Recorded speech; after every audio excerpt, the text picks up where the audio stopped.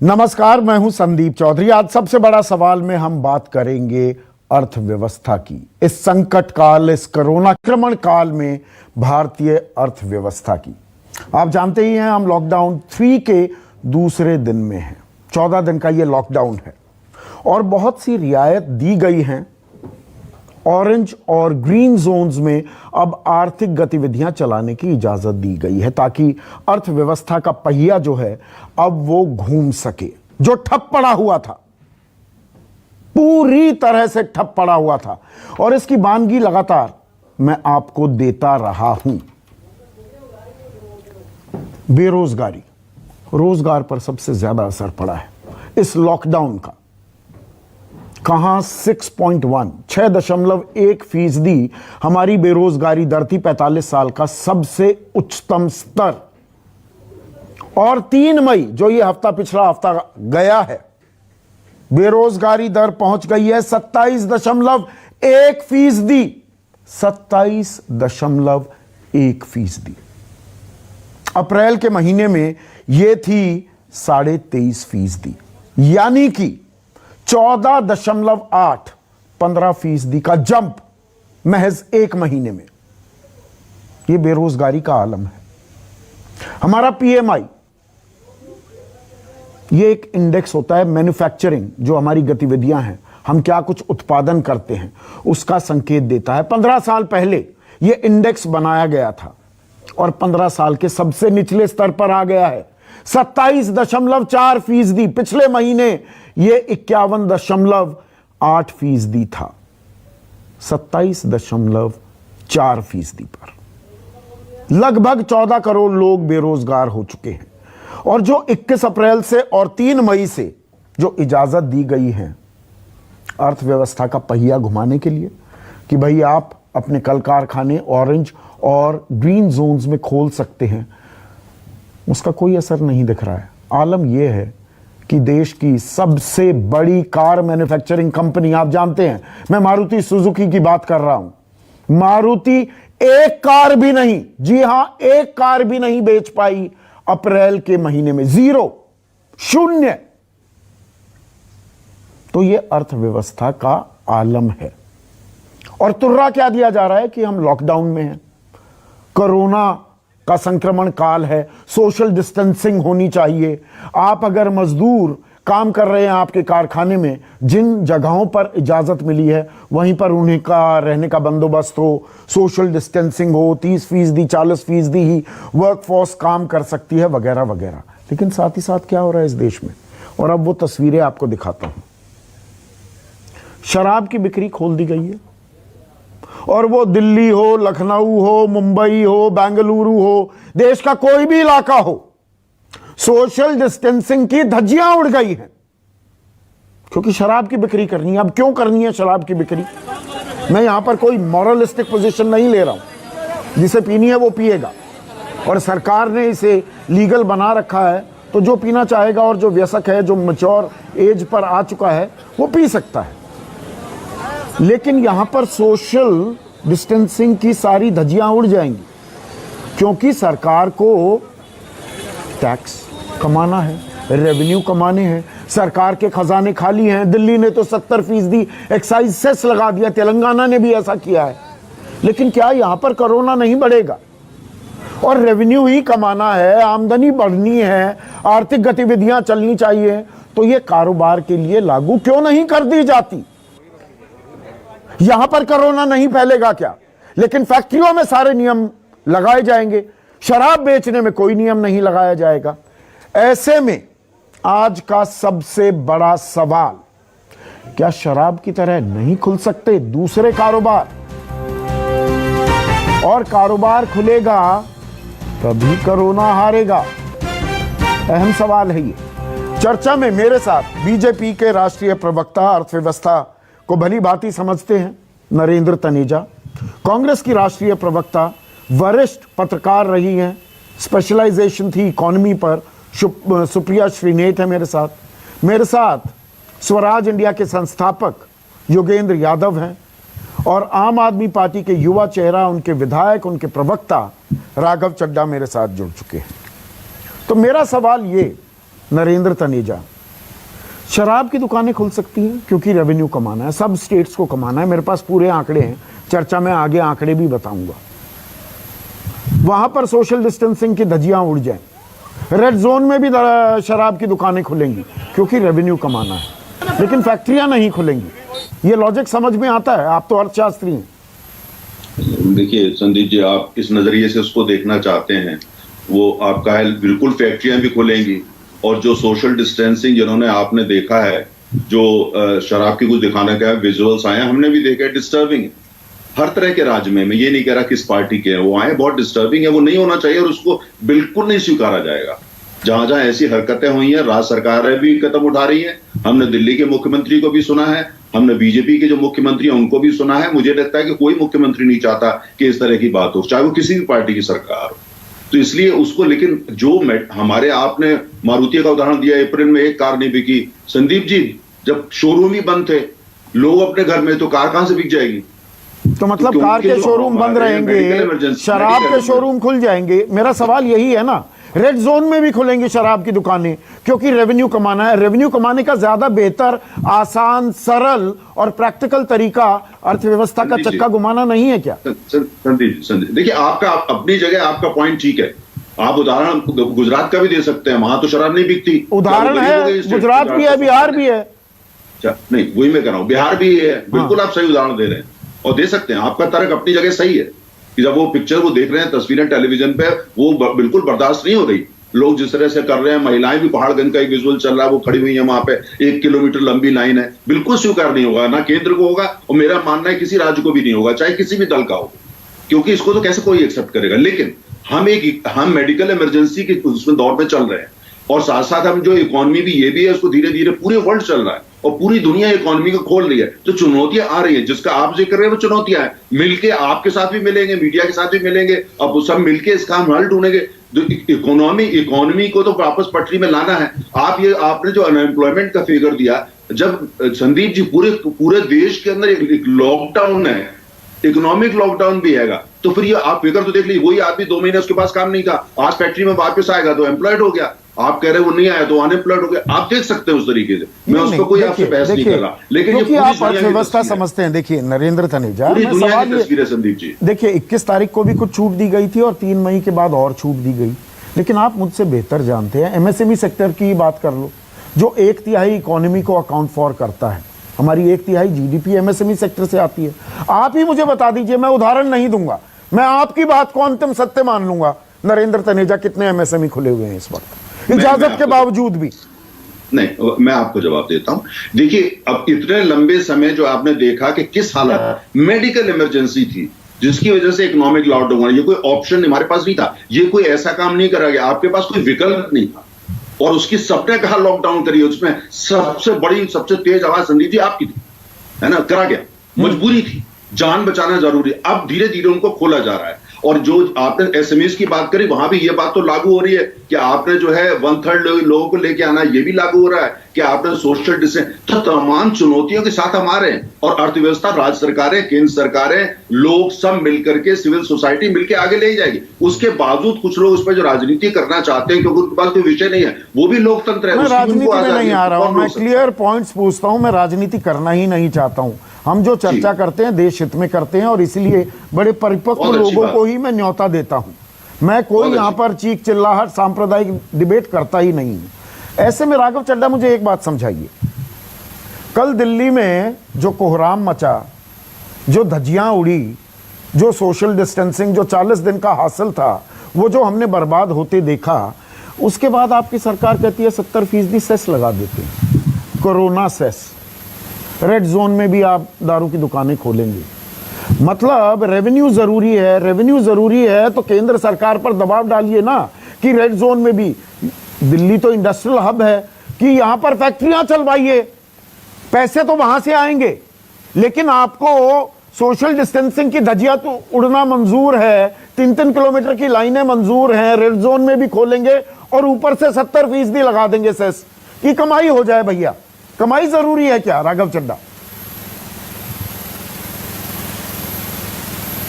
जी please.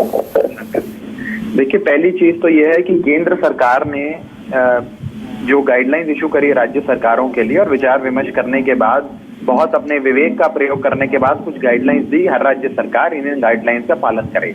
उन guidelines में ये साफ तौर पे लिखा कि तमाम राज्य अपने राज्य में चाहे रेड जोन हो, ऑरेंज जोन हो, ग्रीन जोन हो, ये सारी दुकानें खोल सकते हैं, जिसमें शराब का आप जिक्र कर रहे हैं, शराब की दुकान भी उसी में थी। तो केंद्र सरकार के गाइडलाइंस के अनुसार दिल्ली में शब्द ब शब्द वो गाइडलाइंस को लागू किया गया। ना हमने एक शब्द बढ़ाया ना दो शब्द घटाए। पहला विषय, ऐतराज तो जाहिर कर सकते थे ना। एक मिनट राघव, एक मिनट। ऐतराज तो जाहिर कर सकते थे। आपको ये तर्क संगत प्रैक्टिकल लगता है कि रेड जोन में शराब की दुकानें खुल जाएंगी पर रेड जोन में फैक्ट्रियां नहीं खुल सकती, सोशल डिस्टेंसिंग के साथ वहां काम नहीं हो सकता?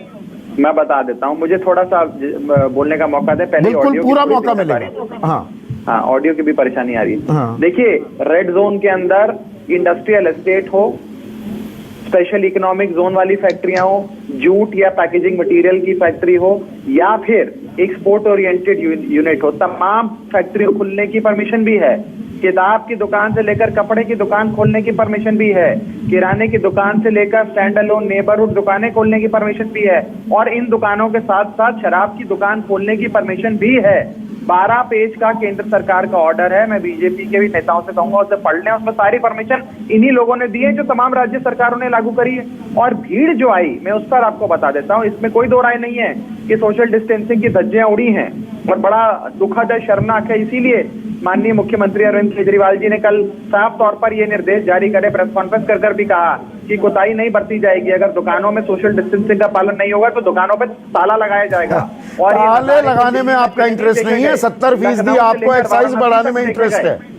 सुन लीजिए, नहीं मैं उस पर भी आ जाता हूँ, देखिए, एक तीर से दो निशाने करने का प्रयास किया। अगर एक्साइज ड्यूटी शराब पर बढ़ाई गई तो हमने 2-3 चीजें करी। एक तो राजस्व को बढ़ाने का प्रयास किया। दाम बढ़ते हैं तो दाम बढ़ते हैं तो डिमांड घटती है, तो डिमांड भी घटे, भीड़ भी घटे, उसके लिए भी एक आर्थिक कदम उठाया। तो एक तीर से कई निशाने करने का प्रयास किया। लेकिन फिर भी अगर भीड़ है तो फिर स्ट्रिक्ट एक्शन लेकर लोकल पुलिस पे भी एक्शन लिया जाएगा। हम उपराज्यपाल को भी कहेंगे कि पुलिस को दुरुस्त करें, वो लॉ एंड ऑर्डर मेंटेन करें, सोशल डिस्टेंसिंग का पालन हो, और साथ ही साथ जिन दुकानों पे नहीं किया जाएगा उन पे ताले लगाए जाएंगे। लेकिन राजस्व पे मेरी एक बात सुन लीजिए आप। राजस्व की जहां तक आप लोग बात कहते हैं, मैं आपको बता दूं कि अप्रैल के महीने में 3,500 करोड़ की आमदनी दिल्ली सरकार की होती थी, जिससे वो तमाम सैलरीज दिया करती थी। आज 350 करोड़ की भी इस महीने अप्रैल में नहीं हुई है आमदनी। तो डॉक्टरों और नर्सिस की वेतन देने से लेकर आईसीयू बेड, वेंटिलेटर, तो वो शराब से ही आएगा, रैपिड टेस्ट, वो फिर वही नरेंद्र तनेजा का लॉजिक। फिर गुजरात या बिहार कैसे अपनी तनख्वाहें देता है? क्या सिर्फ शराब ही तरीका है? बहुत बढ़िया सवाल, मैं इस पर जवाब दे देता हूं। बीजेपी के प्रवक्ता ये भ्रम फैला रहे हैं, कहते हैं गुजरात की तरफ देखो, बिहार की तरफ देखो। दिल्ली इकलौता ऐसा अभागा राज्य है जिसको केंद्र सरकार शेयर इन सेंट्रल टैक्सेस नहीं देती है 15 फाइनेंस कमीशन के हिसाब से। हर सरकार को इनकम टैक्स जो उस राज्य से जमा होता है उसका एक बहुत बड़ा हिस्सा 49% हर राज्य को मिलता है। हमें एक पैसा नहीं देता क्योंकि ये हमें कहते हैं हम राज्य नहीं है। और इससे भी अभी पर मुद्दे पर आते हैं। एक मिनट सुप्रिया श्रीनेत, हाँ आप ही के पास आ गया। सुप्रिया, आपको ये बात समझ में आ रही है? आप तो इकोनॉमिक जर्नलिस्ट रही हैं, मुझे ये बताइए कि रेड जोन में शराब की दुकानें खुल सकती हैं, वहां 40 दिन का हासिल जो है उसको हम स्वाहा कर सकते हैं एक दिन में, लेकिन हम अपनी फैक्ट्रियां नहीं चला सकते। फैक्ट्री वाले कोई सड़कों पर लाइन लगाकर नहीं खड़े होते, वो फैक्ट्री के अंदर होंगे, बाउंड्री वॉल्स के अंदर सोशल डिस्टेंसिंग, वो व्यवस्था हम क्या नहीं कर सकते? Are we missing the woods for the trees? Sandeep ji, ये बहुत अच्छा सवाल है और इसको थोड़ा सा टाइम दीजिएगा मुझे समझाने के लिए। जो शराब की दुकानें खोली गई वो किसी पे परोपकार नहीं हो रहा है।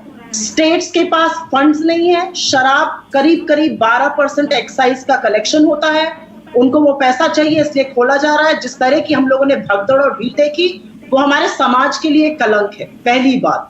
दूसरी बात जो आपने कही वो बिल्कुल वाजिब बात है कि क्या हमारी फैक्ट्रियों को चलाने के लिए उचित बंदोबस्त किया गया है। आपने नरेंद्र तनेजा जी से एक अच्छा सवाल पूछा था और मैं दलगत राजनीति इस पे नहीं करना चाहती हूँ। 1/3 जीडीपी का हिस्सा तो है ही एमएसएमई करीब 11 करोड़ लोगों को नौकरियां देता है। अभी तक सरकार ने एमएसएमई पैकेज नहीं किया है, अभी तक सरकार ने वेज प्रोटेक्शन प्रोग्राम कोई नहीं किया है। एमएसएमई जिनके पास खर्चा चलाने को नहीं, वो पैसे कहां से लोगों को देंगे? अभी तक सरकार ने फैक्ट्री खोलने की तो अनुमति दे दी है, लेकिन इंटरस्टेट सप्लाई चेन्स की बात नहीं करी है। रॉ मटेरियल नहीं आ पा रहा है, सामान बड़ा तैयार पड़ा सड़ रहा है, जीरा जैसी जो कमोडिटीज है वो इस सीजन पूरी सड़ के खत्म हो रही है। तो ये सब चीजें जब तक आप नहीं करेंगे तो आप 1000 परमिशन देते रहिए, क्योंकि फैक्ट्री चलाने के लिए आपको ट्रांसपोर्ट का, आपको आवागमन का, आपको एमएसएमईज के लिए पैकेज का। और मैं सिर्फ एक सवाल पूछ के अपनी बात खत्म करूंगी कि सरकार किस चीज का वेट कर रही है? अर्थव्यवस्था का हर सेक्टर ध्वस्त हो चुका है, आप क्यों नहीं स्टिमुलस पैकेज ला रहे हैं? आपने 0.8% जीडीपी का अभी तक खर्चा किया है। मेरी जानकारी के अनुसार $1 billion prime ministers care fund में आ चुका है। वो पैसे पे क्वारंटीन क्यों लगाया गया है? उस पैसे को किस सेल्फ आइसोलेशन में डाला? और यहाँ पर एक और चीज मैं बता दूं सुप्रिया, एक और चीज मैं बता दूं, CII का एक सर्वे आया है, जो टॉप CEOs हैं देश के, उनसे उन्होंने रायशुमारी की कि लॉकडाउन का, कोरोना का कितना इम्पैक्ट पड़ेगा, कब तक रहेगा। तो लगभग 45% कह रहे हैं ये साल से भी ज्यादा लग जाएगा इकोनॉमी को, अर्थव्यवस्था को रिकवर करने में। 36% कह रहे हैं कि इसमें 6 से 12 महीने लग सकते हैं, यानी कि 80% CEOs कहते हैं 6 महीने से ऊपर लग जाएगा। संदीप जी, मैं एक शब्द आपको और बोलना चाहूंगी, कैपेसिटी यूटिलाइजेशन, मतलब आप अपने लोगों का और मशीनरी का कितना यूटिलाइजेशन कर रहे हैं। वो दिसंबर के महीने में 68% हो गया था, इतना गिर चुका था, अब वो 30% पे है। आप कैसे उस यूटिलाइजेशन को बढ़ाएंगे? क्योंकि ना कंजम्पशन बढ़ रहा है, ना लोगों को डायरेक्ट पैसा दिया जा रहा है, ना निवेश होगा। आप कैसे फैक्ट्रियों को चलाने की सोच रहे हैं? सरकार कोई तो रणनीति इसमें बताए। सिर्फ कह देना कि ग्रीन जोन में ये खुल सकता है, फलाने में खुल सकता है, उससे प्रॉब्लम सॉल्व होने वाली नहीं है। आप किस चीज का इंतजार कर रहे हैं? और ऐसे में योगेंद्र यादव, जो इकलौती सिल्वर लाइनिंग है वो है एक ऐसा क्षेत्र जिसमें आपकी खासी रुचि है, कृषि की। 3 से 3.5%, 4% तक की ग्रोथ का अनुमान है। और वहां पर भी कोरोना संकट था, लेकिन सोशल डिस्टेंसिंग भी मेंटेन की, गांव देहात में अपने तरीके से काम हुआ। हालांकि और ये बड़ा हालांकि है, वहां पर लेबर की भी कमी थी, दिहाड़ी मजदूर नहीं थे, और बुआई और कटाई, रबी की कटाई और खरीफ की बुआई साथ साथ चल रहा था, और ओले भी पड़े हैं। बावजूद इसके कृषि लीड कर रहा है। पर, और ये बड़ा पर है, अगर हम आर्थिक गतिविधियां नहीं चलाएंगे, जो ये दिहाड़ी मजदूर, जो 14 करोड़ की मैं बात कर रहा हूं, एमएसएमई सेक्टर में भी 11 करोड़ का जो जिक्र किया है सुप्रिया ने, ये बेरोजगारी ये तो आउट ऑफ कंट्रोल हो जाएगी। हम कब तक अपनी अर्थव्यवस्था को ठप करे रखेंगे? और रेवेन्यू कमाने के लिए या तो शराब, और एक और काम जो मैं उस पर अभी आज चर्चा नहीं कर रहा हूं, आगे विस्तृत चर्चा करूंगा। डीजल के दाम 7 रुपए बढ़ा दिए गए, पेट्रोल 1 रुपया, डीजल 7 रुपए। इससे बड़ा इन्फ्लेशनरी कदम क्या हो सकता है? ग्लोबल क्रूड गिर गया है। हाँ, और नहीं, ये इन्फ्लेशनरी है। डीजल के दाम 7 रुपए बढ़ा दिए गए हैं। योगेंद्र मैं यादव, इस पर जवाब देना चाहूंगा। मैं आऊंगा अभी राघव, पहले योगेंद्र यादव। मैं समझता हूं कि शराब के बहाने दरअसल हम एक बहुत बड़े सवाल पे चर्चा कर रहे हैं, क्योंकि कहीं ना कहीं कोरोना संकट से निपटने की, लॉकडाउन की जो पूरी हमारी रणनीति है, उसमें कुछ गलती हो गई है, कुछ गड़बड़ हो गई है, कुछ चीज है जो हमें समझ नहीं आ रही। शराब सिर्फ बहाना है। शराब क्यों सबसे पहले आता है आप सब जानते हैं। एसेंशियल कमोडिटीज के बाद सबसे पहले शराब का नंबर आता है। मैंने वो गाइडलाइंस केंद्र सरकार की ध्यान से पढ़ी, उसमें शराब का नाम से जिक्र कहीं नहीं, लेकिन जैसे ही वो गाइडलाइंस आई, सब राज्य सरकारें, सिर्फ दिल्ली को मैं दोष नहीं देता, सब राज्य सरकारें ढूंढने लगी कि भाई इसमें शराब को परमिट किया जा सकता है कि नहीं, और शाम तक नोटिस आने शुरू हो गए। क्यों शराब इतनी जल्दी आती है? भाई शराब आने पे नेताजी खुश, ठेकेदार खुश, पुलिस खुश और सरकार खुश। 1 नंबर का पैसा भी है, 2 नंबर का पैसा भी है, दोनों चीजें आती है। सारी दुनिया इसको जानती है। मैं बोल के शायद आपका समय बर्बाद कर रहा हूं, हर व्यक्ति इसके बारे में जानता है कि शराब को प्राथमिकता क्यों मिली है।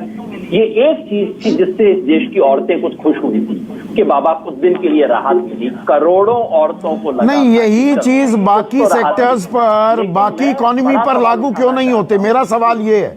मैं उसी बड़े सवाल पे आ रहा हूँ। हाँ। बड़ा सवाल ये है कि हमारी जो अंडरस्टैंडिंग थी वो कुछ ये थी कि भाई हम 24 दिन तक 40 दिन तक देश को लॉकडाउन में कर लेंगे तो कोरोना के केसेस कम होने शुरू हो जाएंगे। आपको ध्यान होगा संदीप, 10 दिन पहले सरकार ने, पीआईबी ने एक ग्राफिक रिलीज किया था। वो ग्राफिक कहता था कि साइंटिफिक एडवाइजर्स ने किया, पीआईबी ने रिलीज किया था, जो दिखाता था कि 30 तारीख के बाद, 30 अप्रैल के बाद प्रतिदिन कोरोना के केसेस कम होने शुरू हो जाएंगे और 2 तारीख 16 मई आते आते लगभग 0 पे पहुंच जाएंगे। ये सरकार की अंडरस्टैंडिंग रही होगी। आज 5 तारीख हो गई है, केसेस कम होने के बजाय बढ़ते जा रहे हैं। कल लगभग 4000 केसेस आ गए, जिसका मतलब है कि अब हमें इस पुरानी स्ट्रेटेजी को रिवाइज करना होगा, कोरोना के साथ जीना सीखना होगा और इकोनॉमी को खोलना ही पड़ेगा। आपने कृषि का जिक्र किया। हाँ, किसान शुरू में बच गया क्योंकि शुरू में शहरों की बीमारी थी और वैसे भी खेती किसानी थोड़ा स्प्रेड आउट होती है, वहां इतना संकट नहीं होता। लेकिन आज उस किसान पे भी संकट है क्योंकि किसी तरह फसल तो काट ली, लेकिन अब मंडी में जाके उसको दाम नहीं मिल रहे हैं, प्रोक्योरमेंट नहीं हो रहा, डिमांड कम है, कमोडिटीज के प्राइस गिरते जा रहे हैं। मैं आ रहा हूं अभी। और वो जो एकमात्र क्षेत्र जो देश का बचा हुआ है वो भी डूब जाएगा 2-3 महीने में अगर इसको इम्प्रूव न किया गया। इसलिए अर्थव्यवस्था को रोक के रखना कोई समझदारी की बात आज की स्थिति में नहीं है। कोरोना से जितने लोग मरेंगे उससे ज्यादा लोग लॉकडाउन से मर जाएंगे, भूखमरी से मर जाएंगे। यही बात नारायण मूर्ति ने भी कही, नरेंद्र तनेजा, यही बात कुछ दिनों पहले नारायण मूर्ति ने भी कही थी, रघुराम राजन भी यही बात कह रहे हैं। तो क्या हम डिले कर रहे हैं क्या? खुल तो सब कुछ रहा है। देखिए, शराब की मैं बात करूं, अगर मैं जो मजदूर हैं और उनकी आवाज में लगातार उठाता रहा हूं और उनको अपने घर जाने का हक है, वो भी जा रहे हैं, पर ये थोड़ा सा आपको इम्प्रैक्टिकल नहीं लग रहा है क्या? या समन्वय की, कोऑर्डिनेशन की हमारी व्यवस्था में कहीं कमी है क्या कि हम एक कैलिब्रेटेड, एक चरणबद्ध तरीके से अपने आर्थिक पहिए को, अपनी इकोनॉमी को खोल नहीं पा रहे हैं, चालू नहीं कर पा रहे? देखिए संदीप जी, थोड़ा समय दीजिएगा और इंटरप्ट मत करिएगा। जैसे आपने योगेंद्र यादव जी को बिल्कुल इंटरप्ट नहीं किया और वो कहां से कहां क्या क्या बोलते गए। देखिए, हम एक युद्ध लड़ रहा है भारत, उसमें आप भी शामिल हैं। ये युद्ध है 1971 का बांग्लादेश जो युद्ध था उससे 1000 गुना बड़ा युद्ध है और ऐसा दुश्मन है जो जान ले लेता है और दिखता नहीं है। आप समझिए इस बात को, इकोनॉमी को लॉकडाउन करना पड़ा, मजबूरी थी। और इतनी बड़ी अर्थव्यवस्था देश की, जब आप उसको लॉकडाउन करते हैं उसके बाद उसको दोबारा खोलते हैं, कुछ समय नहीं लगेगा। आप चाहते हैं कि 24 घंटे हो जाए, नहीं हो पाएगा। और जो फैसला केंद्र सरकार ने लिया है, बहुत कंसल्टेशन के बाद लिया है। मुख्यमंत्री स्तर पर प्रधानमंत्री की बात अलग हुई है, कैबिनेट सेक्रेटरी, स्टेट सेक्रेटरीज की अलग हुई है, तमाम मल्टीपल स्तर पर बातचीत के बाद ये ज्वाइंट फैसला है। ये खाली नरेंद्र मोदी सरकार का फैसला नहीं है, ये हर राज्य और हर राजनीतिक दल का है जो कहीं ना कहीं देश में सत्ता में है। यही विकल्प तो ये आपको अजीब नहीं लगती, टोक रहा हूं बीच में नरेंद्र तनेजा, कि सबकी सर्वसम्मति से, सर्वसहमति से ये फैसला हुआ है कि शराब की दुकानें खुल जाएं, फैक्ट्रियां ना खुलें? मतलब ये सर्वसम्मति बनाई जा रही है देश में। सुन लीजिए, अब मैं जवाब इसका दे दूं। आपको जवाब इसका पता है, लेकिन मैं फिर भी आपको दे दूं।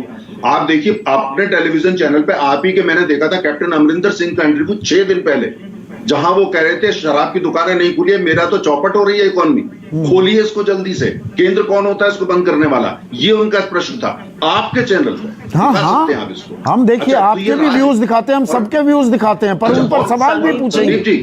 मैं सबसे सवाल भी पूछूंगा। संदीप जी, एक मिनट, बिल्कुल गलत थे। मैं प्राथमिकताओं की बात कर रहा हूं। I am sticking my neck out, आपके सामने बोल रहा हूं, सामने बोल रहा हूं नरेंद्र तनेजा, मैं बिना लार लपेट के बोलता हूं। सुप्रिया श्रीनेट, मेरा सवाल बड़ा सीधा है। 1 मिनट, सुप्रिया स्क्रीन पर, हमारी प्राथमिकताएं गलत है क्या? सर्वसम्मति का तकाजा दिया जा रहा है कि भाई मुख्यमंत्री, प्रधानमंत्री सब बैठे, फैसला लिया, शराब की दुकानें खोल दो, फैक्ट्री नहीं खोल सकते। क्या ये हमारी प्राथमिकताएं गलत नहीं है? किसने कहा नहीं खोलो? ऐसा बिल्कुल नहीं है। और नरेंद्र वही तो पूछना चाह रहा हूं कर रहे हैं इस पर। हाँ, आपने अच्छा सवाल पूछा है। नरेंद्र तनेजा जिस पे मिसकोट कर रहे हैं, क्योंकि मेरी जानकारी है और ये कई लोगों ने रिपोर्ट भी किया है कि उस मीटिंग में काफी सारे चीफ मिनिस्टर्स, नारायण स्वामी जी ने तो प्रेस कॉन्फ्रेंस करके बोला कि पुदुचेरी जैसी जगह जो है वहां पर इतना संक्रमण नहीं है, वहां पर चीजें खुल सकती हैं, खोलने देनी चाहिए।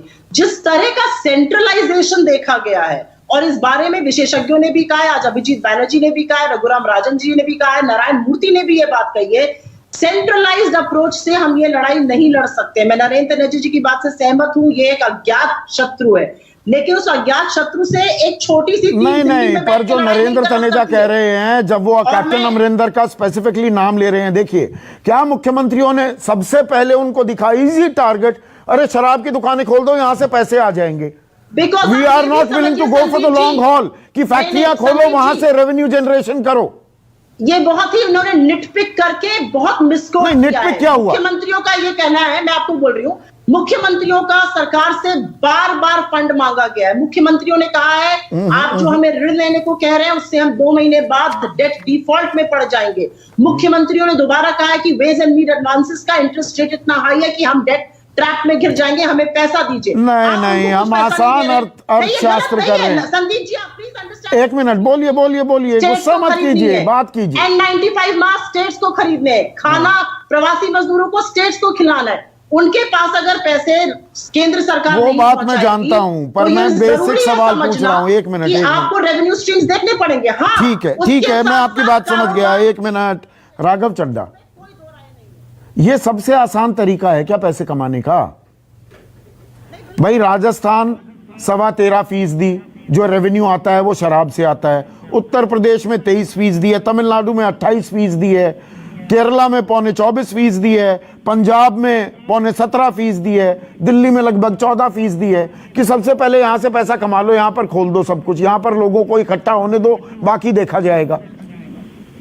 थोड़ा मैं संदीप जी डिटेल में आपको समझाना चाहूंगा। मैं पेशे से चार्टर्ड अकाउंटेंट हूं, तो टैक्स लेवी और टैक्स कलेक्शन के बारे में बताना चाहूंगा।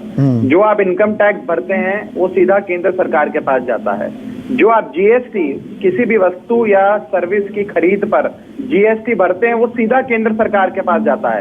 राज्य सरकारों के पास, हर राज्य सरकार के पास 3 वस्तुएं हैं जिस पर वो डायरेक्टली खुद टैक्स लगा सकते हैं और उस टैक्स को खुद ही कलेक्ट कर सकते हैं। इसमें केंद्र का कोई हस्तक्षेप नहीं है। वो 3 चीजें कौन सी हैं? पेट्रोल, डीजल और शराब। Exactly. और यही आप देखते हैं कि तो सबसे आसान तरीका आपने चुन लिया। नहीं, मैं आपको बता देता हूँ, पूरी बात तो सुन लीजिए ना, इतना समय सबको दिया तो। अब इसके अंदर आज अभी केंद्र सरकार के प्रतिनिधि कह रहे हैं कि भाई हम तो दबाव में आ गए, पंजाब के मुख्यमंत्री ने कहा, फलाने मुख्यमंत्री ने कहा, हमने तो जो उन्होंने कहा वो कर दिया विचार विमर्श करके। भाई मैं आपको ये कहना चाहूंगा, हर राज्य सरकार आपको ये भी कह रही है कि जनवरी हो या दिसंबर हो, दोनों महीनों का जीएसटी का पैसा अभी एक भी राज्य सरकार को नहीं मिला। फरवरी के पहले हफ्ते में आपको जीएसटी का पैसा देना था, मई का पहला हफ्ता आ गया, आप उस दबाव में तो नहीं आए। आपने अप्रैल के पहले हफ्ते में 17,500 करोड़ रुपए राज्य सरकारों को राहत सामग्री के तौर पर बांटा। आपने आपातकाल प्रबंध करने के लिए बांटा। 10 सेकेंड, बात पूरी कीजिए। बांटा, दिल्ली को नहीं बांटा संदीप जी, दिल्ली को एक पैसा नहीं दिया, देश के हर राज्य को दिया। ठीक है, मैं आपकी बात समझ गया। योगेंद्र यादव, 30 सेकंड है मेरे पास। हमारी प्राथमिकताएं क्या हैं? मेरा सवाल बड़ा सीधा है, जो मैं नरेंद्र तनेजा, सुप्रिया और राघव तीनों से यही पूछ रहा हूं। हम इजियर ऑप्शन पर चले गए क्या? सर्वसम्मति का ढोल पीट रहे हैं कि सबने तय किया है तो ये कर दिया। अरे फैक्ट्रियां खोल देते, तरीके से खोलते। कि सच बात यह है कि हर मुख्यमंत्री, चाहे वो किसी भी पार्टी का हो, उसकी लार टपक रही थी कि शराब की दुकान कब खुले। जैसा मैंने कहा, 1 नंबर का पैसा है, टैक्स रेवेन्यू है इसमें, और इसमें 2 नंबर का पैसा है। इस बात पे आपको हमें इंकार नहीं करना चाहिए। लेकिन इस बहाने जो बड़ा सवाल उठता है वो ये कि इस देश में आर्थिक गतिविधि को अब और रोकना कोरोना से भी ज्यादा खतरनाक हो सकता है। 12 करोड़ से ज्यादा लोग घर पे बैठे हुए हैं बेरोजगार होके। कोरोना का संकट है, लेकिन वो संकट अब 10-15 दिन में, 1 महीने में खत्म होने वाला नहीं है। इसलिए आर्थिक गतिविधि को जितना जल्दी शुरू करेंगे, कोरोना से फाइट करने की क्षमता भी विकसित होगी। ऐसे असाधारण स्थिति में कई बार ऐसी स्थिति बनती है जिसको आप एंटिसिपेट नहीं कर पाते। बिल्कुल, ये सरकार ईमानदार, ये डिफिकल्ट टाइम्स हैं, ये संकट काल है, संक्रमण काल है, लगातार मैं ये बात कहता रहा हूं। और ऐसे में हमें तरीके से, सोच समझकर, चरणबद्ध तरीके से अपनी अर्थव्यवस्था भी खोलनी होगी। ये नहीं कि इजियर ऑप्शंस पे जाते रहें। आप अपना टैक्स इकट्ठा कीजिए, वो भी जरूरी है, वो करिए, लेकिन जब तक आर्थिक पहिया नहीं घूमेगा देश आगे नहीं बढ़ेगा। ये भी एक कड़वी हकीकत।